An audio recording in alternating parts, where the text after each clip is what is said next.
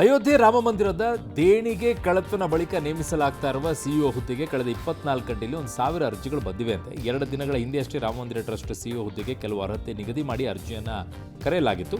July 22ರಂದು trust ಸಭೆ ಸೇರುತ್ತೆ. CEO ನೇಮಕಾತಿ ಬಗ್ಗೆ ಘೋಷಣೆ ಆಗುವ ಸಾಧ್ಯತೆ ಇದೆ. ಒಡಿಶಾದ ಐತಿಹಾಸಿಕ ಪುರಿ ಜಗನ್ನಾಥ ಯಾತ್ರೆ ನಾಳೆ ಆರಂಭವಾಗಲಿದ್ದು ಜುಲೈ 27ರವರೆಗೆ ನಡೆಯುತ್ತೆ.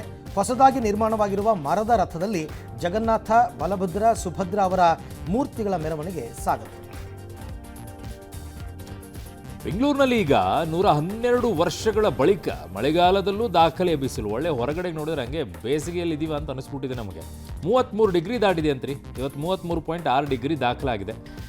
1914ರಲ್ಲಿ ಮತ್ತು 1926ರಲ್ಲಿ ಇಷ್ಟೊಂದು ಇತ್ತಂತೆ. ಅಯ್ಯೋ. ಆಂಧ್ರ ಪ್ರದೇಶದಲ್ಲಿ ಕೋವಿಡ್ ಪ್ರಕರಣಗಳು ಹೆಚ್ಚಾಗ್ತಾ ಇವೆ. ಕರ್ನಾಟಕದಲ್ಲಿ ಒಂದಿಷ್ಟು ಆತಂಕ ಇದೆ. ಹಲವು ಕಡೆಗಳಲ್ಲಿ ತಹಶೀಲ್ದಾರಿಗೆ ಒಂದಿಷ್ಟು ಎಚ್ಚರಿಕೆಯನ್ನು ಕೊಟ್ಟಿದ್ದಾರೆ. ಕಾರಣ ಈಗ 32ಕ್ಕೂ ಹೆಚ್ಚು ಕೇಸ್ಗಳು ಕರ್ನಾಟಕದಲ್ಲೂ ಬಂದಿವೆ. ಏನು ಗಾಬರಿ ಆಗಬೇಕಾಗಿಲ್ಲ, ಒಂದಿಷ್ಟು ಎಚ್ಚರಿಕೆಯನ್ನು ತಗೊಳ್ಬೇಕಾಗಿದೆ.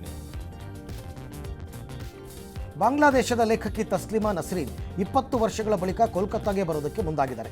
ಆಗಸ್ಟ್ 1ನೇ ತಾರೀಕು ರವೀಂದ್ರ ಸದನದಲ್ಲಿ ಆಯೋಜನೆ ಮಾಡಿರುವ ಕಾರ್ಯಕ್ರಮದಲ್ಲಿ ಮೂಲಭೂತವಾದ ವಿರೋಧಿ ಕಾರ್ಯಕ್ರಮದಲ್ಲಿ ಕವನ ವಾಚನ ಮಾಡ್ತಾರೆ. ಈ ಕಾರ್ಯಕ್ರಮಕ್ಕೆ ಸಿಎಂ ಸುವೇಂದು, ಹಣಕಾಸು ಸಚಿವ ದಾಸ್ಗುಪ್ತಾ ಭಾಗಿಸುವ ಸಾಧ್ಯತೆ ಇದೆ. ಇದು ಪಶ್ಚಿಮ ಬಂಗಾಳದಲ್ಲಿ ರಾಜಕೀಯ ಕಚ್ಚಾಟಕ್ಕೆ ಕಾರಣ ಆಗಿದೆ. ಮಹಾರಾಷ್ಟ್ರದಲ್ಲಿ ಆಪರೇಷನ್ ಟೈಗರ್ ಆಯ್ತಾ? ಈಗ ಸಿಎಂ ಫಡ್ನವೀಸ್ ಮತ್ತೊಂದು ಆಪರೇಷನ್ ಕೈ ಹಾಕಿದರಂತೆ. ಏನು, ಎನ್ಸಿಪಿ ನಾಯಕ ಶರದ್ ಪವಾರ್ನ ಎನ್ಡಿಎ ತೆಕ್ಕೆಗೆ ಸೆಳೆಯುವಂತ ಮಾಸ್ಟರ್ ಪ್ಲಾನ್ ಅಂತಿದ್ದಾರೆ. ಅಮೆರಿಕ ಇರಾನ್ ಯುದ್ಧ ಆರಂಭ ಆದಾಗಿನಿಂದ ಮಧ್ಯಪ್ರಾಚ್ಯದಲ್ಲಿ 14 ಭಾರತೀಯರ ಹತ್ಯೆಯಾಗಿದೆ.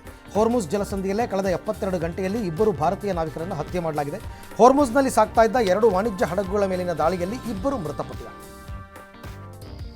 ಸಮರ್ಪಕವಾಗಿ ನೀರು ಪೂರೈಸದೆ ತೆರಿಗೆ ವಸೂಲಿಗೆ ಬಂದ ಅಧಿಕಾರಿಗಳಿಗೆ ಗೇರಾವ್ ಹಾಕಿ ತರಾಟೆಗೆ ತೆಗೆದುಕೊಂಡು ಘಟನೆ ಹಾವೇರಿಯಲ್ಲಿ ನಡೆದಿದೆ. ಕರೆಕ್ಟು. ಹಾವೇರಿಯ ಬಹುತೇಕ ನಗರದಲ್ಲಿ ನಲ್ಲಿಗಳಿದ್ರೂ ಕೂಡ ಅದರಲ್ಲಿ ನೀರೇ ಬರ್ತಿಲ್ವಂತೆ. ಕುಡಿಯೋ ನೀರಿಗಾಗಿ ಪ್ರತಿದಿನ ಪರದಾಡಬೇಕಾಗಿದೆ ಅಂತೆ. ಈಗ ತೆರಿಗೆ ಕಟ್ಟಿ ಅಂತಂದ್ರೆ ಹೆಂಗ್ರಿ ಕೊಡ್ತಾರೆ ಅವರು? ನೀರೇ ಕೊಡದಾದ್ರೆ. ದಾರಿ ತಪ್ಪಿ ನಿರ್ಮಾಣ ಹಂತದಲ್ಲಿದ್ದ ಸೆಪ್ಟಿಕ್ ಟ್ಯಾಂಕ್ಗೆ ಬಿದ್ದ ಮರಿಯಾನೆ ಒಂದು ಸುಮಾರು 1 ಗಂಟೆಗೂ ಹೆಚ್ಚು ಕಾಲ ಪರದಾಡಿದ ಘಟನೆ ಕುಶಾಲನಗರದ ನೆಲ್ಲಿಹುದಿಕೇರಿ ಸಮೀಪದ 40 ಎಕರೆ ಗ್ರಾಮದಲ್ಲಿ ನಡೆದಿದೆ. ತಾಯಾನೆಯ ಸಮಯ ಪ್ರಜ್ಞೆ ಮತ್ತು ಮಮತೆಯಿಂದ ಮರಿಯಾನೆ ಸುರಕ್ಷಿತವಾಗಿ ಹೊರಗೆ ಬಂದಿದೆ.